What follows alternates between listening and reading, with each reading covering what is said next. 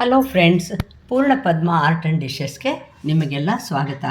ನಾನು ನಿಮ್ಮ ಅನ್ನಪೂರ್ಣ ಜಗದೀಶ್.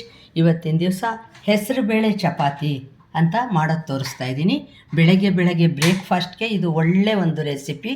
ಇದಕ್ಕೆ ಗೋಧಿ ಹಿಟ್ಟು ಒಂದು ಬೌಲು, ಹೆಸರುಬೇಳೆನ ರಾತ್ರಿನೇ ಅಂದರೆ ಬೆಳಗ್ಗೆ ಬ್ರೇಕ್ಫಾಸ್ಟ್ ಮಾಡೋ ಐಡಿಯಾ ಇದ್ದರೆ ನಿಮಗೆ ರಾತ್ರಿ ಒಂದು ಬೌಲಷ್ಟು ನೆನೆ ಹಾಕಿಟ್ಬಿಡಿ.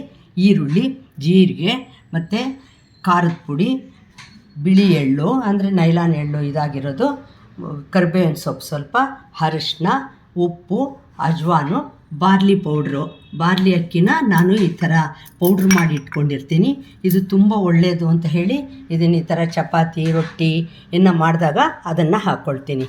ನೋಡಿ, ಇಷ್ಟು ಐಟಮ್ಮು ಇದನ್ನು ಅಷ್ಟನ್ನೂ ಸೇರಿಸಿ ಚಪಾತಿ ಹಿಟ್ಟಿನ ಹದಕ್ಕೆ ನಾನು ಕಲಿಸ್ಕೊಳ್ತೀನಿ. ನೋಡಿ, ಇವಾಗ ಫಸ್ಟು ಗೋಧಿ ಹಿಟ್ಟು ಹಾಕ್ಕೊಂಡು ಬಿಡ್ತಾಯಿದ್ದೀನಿ, ಒಂದು ಬೌಲಷ್ಟು.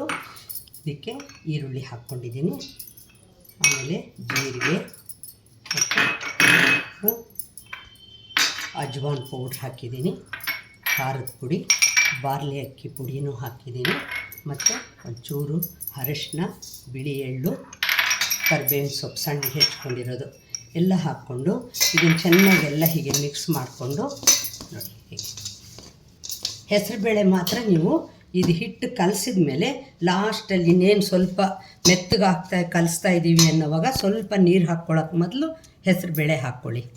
ಇದು ಇವಾಗ ಇದನ್ನು ಕಲಿಸ್ತೀನಲ್ಲ, ಸ್ವಲ್ಪ ಕಲಿಸ್ತಾ ಆಮೇಲೆ ಇದನ್ನು ಹೆಸರುಬೇಳೆನ ಹಾಕ್ಕೊಳ್ತೀನಿ.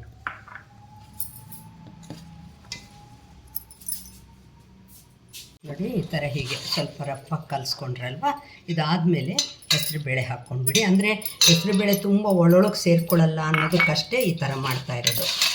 ನೋಡಿ, ಸೇರಿಸ್ಕೊಂಡು ನಿಧಾನವಾಗಿ ಸ್ವಲ್ಪ ನೀರು ಹಾಕ್ಕೊಂಡು ಕಲಿಸ್ಕೊಂಡು ಚಪಾತಿ ಥರ ಇದನ್ನು ನಿಮಗೆ ತೆಳ್ಳಗೆ ದಪ್ಪಕ್ಕೆ ಬೇಡ, ತೆಳ್ಳಗೆ ಬರುತ್ತೆ ಇದು. ಆ ಥರ ತೆಳ್ಳಗೆ ಲಟ್ಟಿಸಿ ಮಾಡಿದರೆ ಡಬ್ಬಿಗಳಿಗೆ, ಮಕ್ಕಳಿಗೆ ಎಲ್ಲ ಅಂತೂ ತುಂಬಾ ಒಳ್ಳೆಯದು ಇದು. ನೋಡಿ, ಈ ಥರ ಆಮೇಲೆ ಹಾಕೋದ್ರಿಂದ ಹಿಂಗೆ ಬರುತ್ತೆ ಇದು. ಇದನ್ನು ನಿಧಾನವಾಗಿ ಹೀಗೆ ಮೆತ್ತಗೆ ಹೀಗೆ ತೊಗೊಂಡು ಇದನ್ನು ಲಟ್ಟಿಸ್ಬಿಟ್ಟು ಎರಡೂ ಕಡೆ ಕೆಂಪಾಗೋ ಹಾಗೆ ಒಂದು ಸ್ವಲ್ಪ ಎಣ್ಣೆ ಹಾಕಿ ನೀವು ಸುಟ್ಟರೆ ತುಂಬ ಚೆನ್ನಾಗಿರುತ್ತೆ. ನೋಡಿ, ಈ ಥರ ಇವಾಗ ಕಲಿಸ್ತಾ ಇದ್ದೀರಲ್ವ, ಇವಾಗ ನಾನು ಒಂದು ಸ್ಪೂನ್ನಷ್ಟು ಎಣ್ಣೆ ಹಾಕ್ಕೊತಾ ಇದ್ದೀನಿ. ಅದರಿಂದ ಸ್ಮೂತಾಗಿ ಬರುತ್ತೆ ಚಪಾತಿ, ನೀವು ಮಾಡೋದು ತುಂಬ ಸ್ಮೂತಾಗಿರುತ್ತೆ. ಈ ಥರ ಹೆಸರುಬೇಳೆನ ಡೈರೆಕ್ಟಾಗಿ ಹಾಕಿ ಯಾರೂ ಮಾಡಲ್ಲ. ಅದರಿಂದ ನೀವು ಒಂದು ಸಲ ಟ್ರೈ ಮಾಡಿ, ಖಂಡಿತ ನೀವು ಮತ್ತೆ ಮಾಡ್ಕೊಳ್ತೀರಾ ಇದನ್ನು. ಇನ್ನೇನಿಲ್ಲ, ಹೆಸರುಬೇಳೆನ ರಾತ್ರಿಯೇ ನೀವು ನೆನೆ ಹಾಕಬೇಕು, ಆವಾಗ ಅದು ಚೆನ್ನಾಗಿ ನೆಂದಿರುತ್ತೆ. ನೋಡಿ, ಈಗ ಹಿಟ್ಟು ರೆಡಿ ಆಯಿತು. ಇದನ್ನು ನಾನು ಒಂದು 10 ನಿಮಿಷ ಹಾಗೆ ಇಟ್ಟು ಆಮೇಲೆ ಮಾಡ್ತೀನಿ.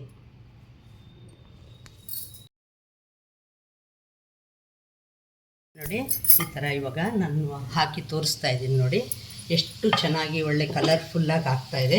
ಖಾರ ನೀವು ಹೆಚ್ಚು ಕಡಿಮೆ ಕೂಡ ಮಾಡ್ಕೋಬೋದು. ಇಲ್ಲಿ ನೋಡಿ, ಒತ್ತುತ್ತಾ ಇದ್ದೀನಿ, ಏನೂ ಕಷ್ಟ ಇಲ್ಲ. ನೋಡಿ, ಎಷ್ಟು ಚೆನ್ನಾಗಿ ನೀವು ಸಣ್ಣದಾಗೂ ಮಾಡ್ಬೋದು, ಇಲ್ಲ ದೊಡ್ಡದಾಗಿ ಬೇಕಾದರೆ ದೊಡ್ಡದಾಗೂ ಮಾಡ್ಬೋದು, ಏನೂ ಕಷ್ಟ ಆಗಲ್ಲ ಮಾಡೋದು.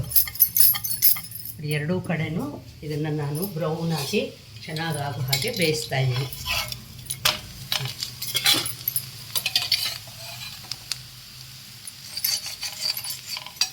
ಒಂಚೂರು ಎಣ್ಣೆ ಹಾಕಿಬಿಟ್ಟು ಎರಡು ಕಡೆಯೂ ಮಾಡಿಕೊಂಡ್ರೆ ಡಬ್ಬಿಗಳಿಗೆ, ಬ್ರೇಕ್ಫಾಸ್ಟ್ಗೆ ಮತ್ತು ಊಟದ ಜೊತೆಯಲ್ಲಿ ಎಲ್ಲದಕ್ಕೂ ಇದು ತುಂಬ ಚೆನ್ನಾಗಿರುತ್ತೆ. ಬರೀ ಒಂದೇ ಥರ ಮಾಡ್ತಾ ಇರ್ತೀವಲ್ವ, ಅದ್ರ ಬದಲು ನೀವು ಈ ಥರ ಮಾಡಿದರೆ ಒಂಥರ ವೆರೈಟಿಯಾಗಿರುತ್ತೆ, ಎಲ್ಲರಿಗೂ ಕೂಡ ಇಷ್ಟ ಆಗುತ್ತೆ. ಒತ್ತೋದು ಕೂಡ ಏನೂ ಕಷ್ಟ ಇಲ್ಲ. ನೋಡಿ, ನಾನು ಇಲ್ಲಿ ಒತ್ತಿಟ್ಕೊಂಡಿದ್ದೀನಿ, ಇದು ಮಾಡ್ತಾಯಿದ್ದೀನಿ. ಹಿಟ್ಟು ಅಷ್ಟೇ, ನೋಡಿ ಎಷ್ಟು ಚೆನ್ನಾಗಿರುತ್ತೆ. ಹೆಸರುಬೇಳೆ ಹೇಗೆ ಕಾಣ್ತಾ ಇದೆ ನೋಡಿ ನಿಮಗೆ. ಇದರೊಳಗಡೆ ಈರುಳ್ಳಿ ಬೇಡ ಅಂದರೆ ಅದನ್ನು ಕೂಡ ನೀವು ಸ್ಕಿಪ್ ಮಾಡ್ಬೋದು. ನೋಡಿದ್ರಾ, ಹೆಸರುಬೇಳೆ ಚಪಾತಿನ ಹಾಗೆ ಡೈರೆಕ್ಟಾಗಿ ಹಾಕಿ ಬೇಯಿಸಿಲ್ಲ, ಹಾಗೆ ಹಾಕಿ ಮಾಡಿರೋದನ್ನು ತೋರಿಸ್ತಾ ಇದ್ದೀನಿ. ಇದು ತಿನ್ನೋವಾಗಂತೂ ನಿಮಗೆ ತುಂಬ ಟೇಸ್ಟ್ ಕೊಡುತ್ತೆ. ಹೆಸರುಬೇಳೆ ದೇಹಕ್ಕೂ ಒಳ್ಳೆಯದಲ್ವಾ. ಇನ್ನು ಬಿಸಿಲು ಕಾಲ ಸ್ಟಾರ್ಟ್ ಆಗ್ತಾಯಿದೆ, ಮಕ್ಕಳಿಗೆ ಈ ಥರ ಮಾಡೋದ್ರಿಂದ ಬರೀ ಹೆಸರುಬೇಳೆ ಹೇಗೆ ಕೊಡೋದು ಅನ್ನೋ ಯೋಚನೆ ಇರಲ್ಲ. ನೋಡಿ, ಇನ್ನೂ ತನಕ ನನ್ನ ಚಾನಲ್ಗೆ ಸಬ್ಸ್ಕ್ರೈಬ್ ಮಾಡ್ಕೊಳ್ಳದೆ ಹೋದರೆ ಸಬ್ಸ್ಕ್ರೈಬ್ ಮಾಡ್ಕೊಳ್ಳಿ. ಲೈಕ್, ಶೇರ್, ಕಾಮೆಂಟ್ ಮಾಡೋದನ್ನು ಕೂಡ ಮರಿಬೇಡಿ. ಇದೇ ವಿಡಿಯೋನ ನೀವು ಫೇಸ್ಬುಕ್ಕು ಮತ್ತು ಇನ್ಸ್ಟಾಗ್ರಾಮ್ನಲ್ಲಿ ಕೂಡ ಮಾಡಿ ನಾನು ತೋರಿಸ್ತಾ ಇದ್ದೀನಿ. ನೀವು ಅಲ್ಲಿ ಕೂಡ ನನ್ನನ್ನು ನೋಡ್ಬೋದು. ಲೈಕು, ಶೇರು, ಕಾಮೆಂಟು ಎಲ್ಲ ಮಾಡಿ ಬರಲಾ.